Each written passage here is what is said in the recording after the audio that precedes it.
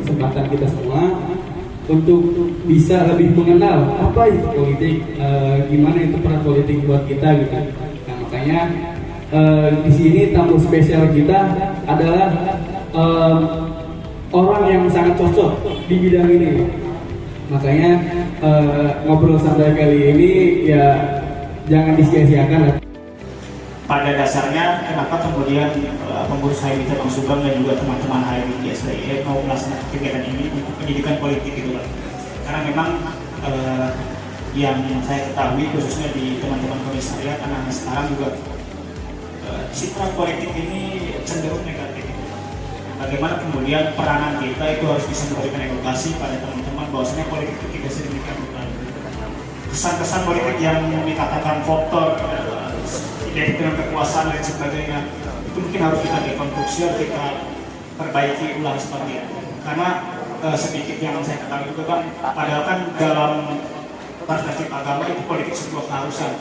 Tidak ada manusia yang tidak berpolitik dalam kehidupan sehari-hari kan seperti itu.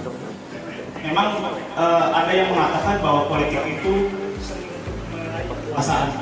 Tapi kan kekuasaan di sini tidak hanya terpaku pada kekuasaan materi saja. Bagaimana kemudian kekuasaan ini bisa kita maknai secara bebas nilai seperti itu. Bagaimana politik sebagai sebuah instrumen ya untuk kemajuan sudah. Mungkin Niko mau membawakannya dengan bercerita saja. Tadi Ketum menyampaikan kita ada yang tahu politik itu sebagai sebuah strategi, ada juga yang memaknai politik sebagai sebuah seni. Tapi juga ada yang memaknai juga politik itu kejam. Apalagi akhir-akhir ini ya selama reformasi sampai saat ini bukan hanya di Kabupaten Subang, ya di nasional peristiwa-peristiwa politik yang memang disajikan dalam media-media mainstream ataupun media-media sosial yang memang hari ini kita gunakan banyak catatan bagaimana kita juga jadi memaknai politik itu sendiri. Jadi kalau ada yang memaknai bahwa politik itu kejam, karena dari potret ya aktor-aktor politik, sehingga wajar ya, kalau banyak kaum muda, banyak milenial, banyak mahasiswa, banyak pemilih pemula, gitu kan, yang juga memaknai politik yang tidak sebaik persepsi yang harusnya terbangun baik. Tapi Niko meyakini bahwa politik itu suci. Politik itu sebagai instrumen perjuangan untuk tadi menghadirkan kebaikan, menghadirkan kebermanfaatan, sebagaimana yang tadi disampaikan juga oleh Ketum Adam. Politik tidak bisa dilepaskan dengan kita sebagai seorang Muslim yang ada di dalam ajaran Islam itu sendiri. Bagaimana strategi, kan Islam bisa sampai ke Nusantara ini, ke Indonesia ini, itu juga bagian dari syiar, bagian dari strategi bagaimana sebuah ajaran sampai ke Nusantara. Betul nggak? Jadi yang Niko yakini, kalau ada orang yang mengatakan politik itu kejam, politik itu kotor, saya menganggap bahwa politik itu suci. Nah, sebagai sebuah instrumen, ya Niko menganalogikan politik itu sebagai sebuah alat. Bisa misalnya seperti pisau. Ya, pisau bisa digunakan untuk memotong satu benda untuk kebaikan, apakah mengiris misalnya bawang, mengiris atau memotong ayam, tapi juga bisa digunakan untuk tindakan-tindakan juga yang tidak terpuji, bisa melukai orang, juga bisa membunuh. Nah, itu juga perspektif politik yang Niko juga ingin tawarkan. Nah, tergantung siapa pelaku-pelaku politik yang menggunakan politik sebagai sebuah ilmu, sebagai sebuah strategi, sebagai sebuah seni di dalam kehidupan sosial bermasyarakat. Nah, hari ini sebagai tadi dikatakan kaum muda, saya berbangga ya dengan hadirnya HMI di bawah kepemimpinan Ketum Adam. Kemarin beberapa hari yang lalu saya lihat sudah menginisiasi diskusi santai, ngobrol santai dengan sahabat saya juga, Kang Jainal. Sebenarnya dengan Niko tidak hadir di tengah-tengah diskusi ini pun saya cukup dan sangat bergembira ketika HMI sudah mulai masuk dalam ruang-ruang politik. Sejatinya politik itu pendidikan politik. Jadi partai politik tidak dihadirkan atau tidak didekati atau tokoh-tokoh politik pada saat waktu tahun politik saja. Justru pertanggungjawabannya politik itu harus mengisi dalam ruang-ruang sendi kehidupan berbangsa. Ya selama 5 tahun, ya politik harus hadir. Jangan 5 tahunan, ya, jangan politik 5 tahunan, tapi selama 5 tahun politik harus hadir. Nah itu juga politik yang Niko yakin. Nah kenapa Niko juga bisa hadir di dalam partai politik dan beraktivitas ya dalam ruang-ruang politik? Karena keyakinan itulah yang menjadi perubahan Niko sampai saat ini. Ketum Adam dan agenda yang lain ya yang berbahagia pada kesempatan sore hari ini, Niko sedikit cerita. Kenapa saya akhirnya juga memutuskan terjun ke politik? Tadi, karena saya juga berproses tumbuh seperti kawan-kawan semua. Saya sama, ya tinggal di daerah terpencil dulu. Sekarang alhamdulillah sudah makin berkembang. Itu Desa Bogos. Betul-betul saya asli orang Pantura. Makanya Niko lihat di Subang ini itu satu peristiwanya luar biasa. Saya menemukan teman-teman yang satu angkatan kuliah di luar Subang, ada yang di ITB, ada yang di ITB, ada yang di UP, ada yang di mana-mana. Ketika berbicara Subang, ya berbeda dengan daerah-daerah lain. Justru lebih kompetitif kawan-kawan yang memang kuliah di universitas yang ada di daerah. Hari ini yang mewarnai di Subang itu, kalau mau katakan ada 4 lah. Ada di Unsum, ada di MIPDA, ada Stiesa, ada Stimik, dan Stigik. Kenapa? Karena mereka langsung berbaur dengan kehidupan sejatinya bermasyarakat. Tapi kalau kawan-kawan yang kuliah di tempat lain, mereka harus balik lagi dan beradaptasi selama 4-5 tahun. Dia kehilangan koneksi sosialnya. Secara pendidikan mungkin unggul dari sisi fasilitas, dari sisi referensi, dari sisi dan lain sebagainya. Tetapi yang paling penting dalam kondisi hari ini, justru yang ditawarkan adalah koneksi sosial yang itu tidak pernah bisa diulang. Kalau setelah lulus baru berproses beda. Tapi sejak jadi mahasiswa berproses, teman-teman justru sangat mengakar sekali. Nah itu sebenarnya kenapa Niko ceritakan, itu juga yang menjadi latar belakang kenapa Niko masuk di politik. Karena dipertemukan Niko dengan politik karena aktivitas seperti kawan-kawan semua. Aktif sekurang-kurangnya di internal kampus. Aktif setelah di kampus, itu kan menemukan dunia di luar kampus, sehingga juga terbangun ya pemikiran kritisnya. Pencarian tentang kebenaran yang lebih luas, ya. Bagaimana energi yang besar ini juga harus dieksploitasikan, dieksplorasikan untuk hal-hal yang lebih besar.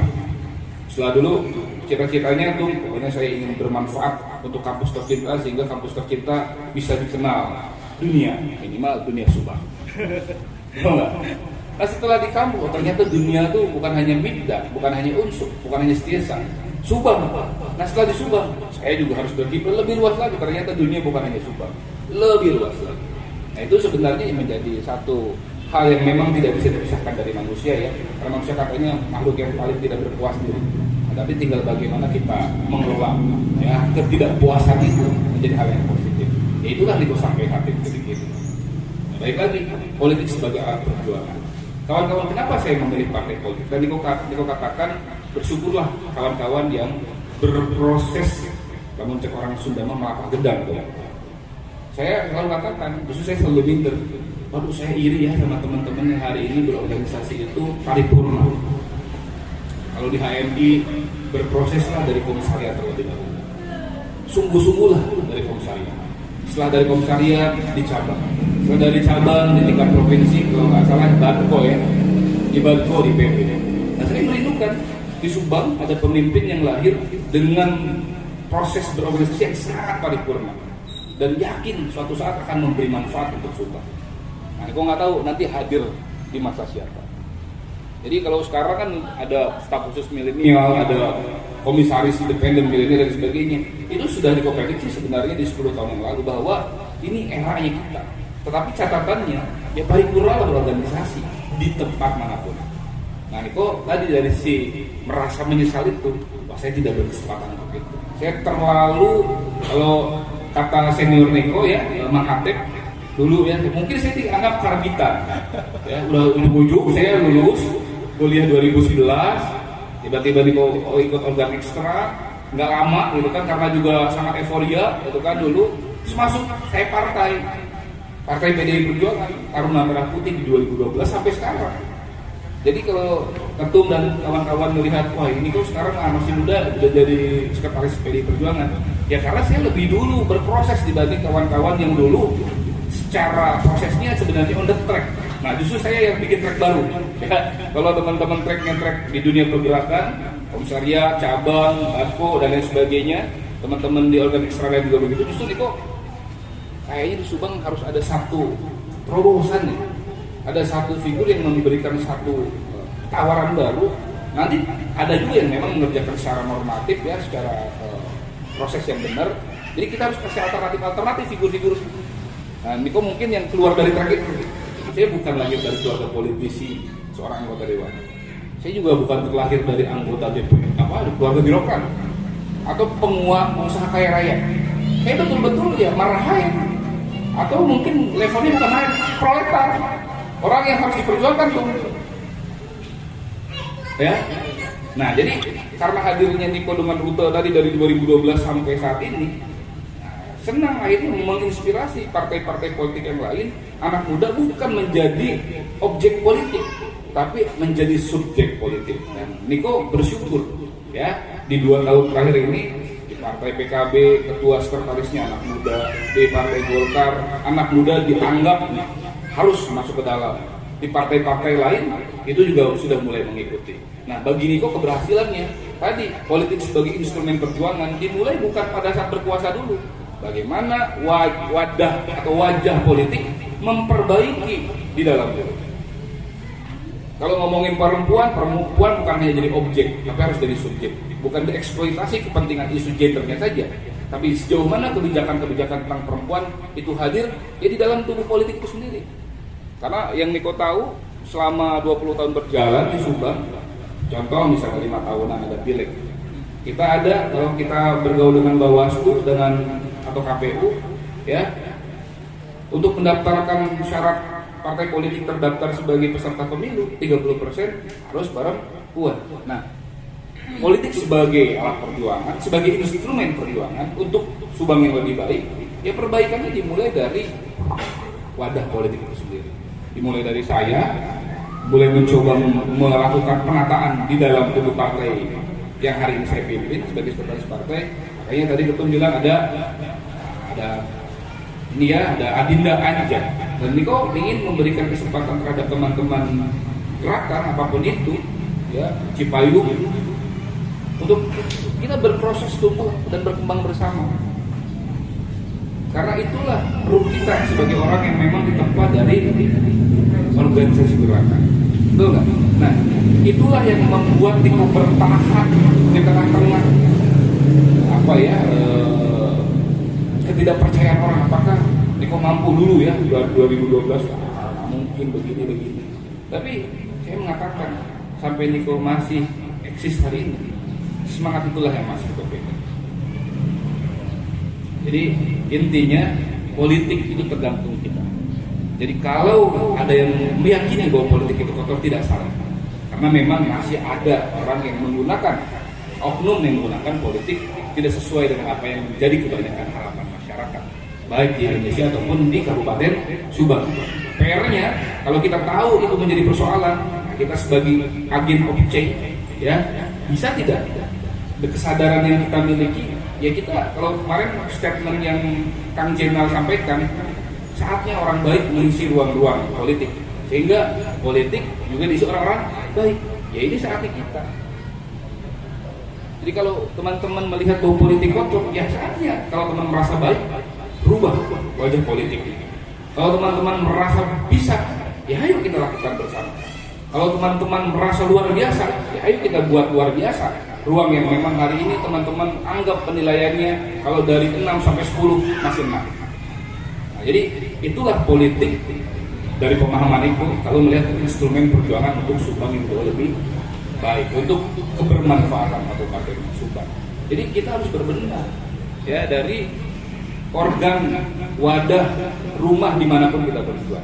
Dan bagi Niko, ya kawan-kawan yang hari ini sedang berproses di tempat di HMI pun sedang berpolitik, tapi tidak berpolitik praktis. Niko di partai politik ya kita berpolitik praktis, tapi teman-teman berpolitik tadi, berstrategi, seni, berorganisasi, ya, mengorganisir, beretika dan sebagainya, itu bagian juga dari praktek-praktek kehidupan berpolitik. Bahkan ada senior Niko yang mengatakan dari mulai bangun tidur sampai tidur kembali, kita sudah sangat dipengaruhi itu yang namanya politik. Jadi betul nggak? Nah jadi kalau ada orang yang mengatakan atau menghindari atau tadi fobia atau tidak mau mendengar istilah politik, justru saya harus katakan hari ini dimulai dari kawan-kawan harus mulai memperbanyak orang-orang yang tidak antipati lagi terhadap politik. Dan Niko ingin dari teman-teman kan lahir politisi-politisi bersih yang punya integritas dan meyakinkan keyakinan dari apa yang teman-teman perjuangkan, memperjuangkan apa yang teman-teman ya yakini. Jadi kenapa nih kalau bisa bertahan dulu? Saya dipandang sebelah mata tuh, mungkin sampai saat ini. Wah, calon gagal 2019 tidak pilih 5 tapi jadi sekretaris partai, bisa apa? Tapi saya pun tidak pernah bermimpi menjadi sekretaris partai. Bahkan jadi calon anggota dewan pun saya tidak pernah bermimpi. Bisa ditetapkan di KPU, itu tuh sejarah tuh. Sebagai calon anggota DPRD-nya saja di partai ini luar biasa. Dan itu bagi itu satu sejarah.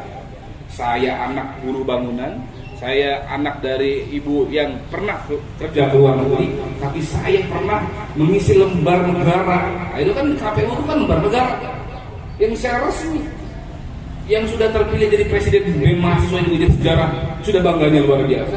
Betul nggak? Wah, saya pernah jadi presiden BEM MIPDA, saya pernah menjadi ketua himpunan mahasiswa jurusan misalnya. Bangga nggak? Orang tua bangga. Apalagi tertuang di dalam lembar negara, dan itu sejarah, bukan persoalan menang atau kalah, itu hadiah menurut saya.